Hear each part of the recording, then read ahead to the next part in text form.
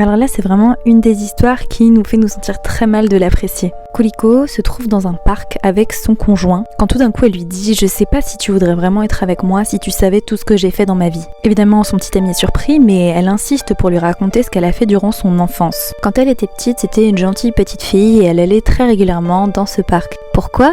Simplement pour voir le garçon qui est à présent son conjoint. Elle était amoureuse. Mais ce garçon et ses amis de l'époque ne voulaient pas jouer avec elle comme c'était une fille. Un jour, une maman est venue demander à Kuriko si elle pouvait garder son jeune fils. Elle lui promit de lui offrir du chocolat si elle le faisait. Kuriko accepta gentiment. Et puis en fait, elle s'est mise à s'occuper de lui. Tout se passe bien et puis du coup, la mère décide de faire garder son fils très régulièrement par Kuriko. Au début, il n'y a pas de souci, mais au bout d'un moment, ça commence à saouler Kuriko de s'occuper de ce petit garçon bien plus jeune qu'elle. Puis en plus, elle, à la base, elle est là pour voir le mec dont elle est amoureuse, pas pour s'occuper d'un gamin. Donc pour essayer de le faire fuir, elle va essayer un peu de commencer à le martyriser gentiment au début. Et puis elle commence à prendre de plus en plus de plaisir à le faire souffrir, d'abord en lui criant dans les oreilles, puis en lui faisant boire l'eau du ruisseau, puis ensuite en le frappant avec un bâton. Bref, c'est de pire en pire jusqu'au jour où Kuriko décide d'en finir une bonne fois pour toutes avec ce garçon et en fait elle l'emmène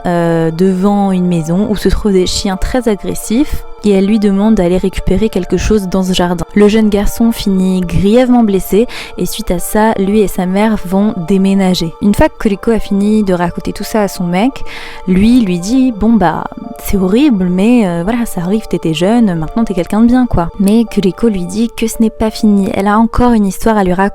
Il se trouve que il y a pas si longtemps que ça, Kuriko était en train de se balader en ville quand elle est tombée sur le jeune garçon qu'elle avait tant martyrisé. Elle se sentait morte de culpabilité et de honte, mais lui ne semblait pas du tout lui en vouloir, il l'a même invité à boire un thé. Il finit par lui dire qu'il avait gardé un très bon souvenir d'elle, malgré le fait que elle l'ait certes un petit peu tétanisée, mais que finalement c'était un peu sa seule amie à cette époque-là. Il commence à lui dire que finalement, il a toujours été amoureux d'elle et que c'est pour ça qu'il n'arrêtait pas de retourner la voir. Suite à cela, évidemment, son petit ami actuel est complètement choqué et lui demande si elle l'a revu depuis et Kuriko lui dit que oui, elle l'a revu et de nombreuses fois.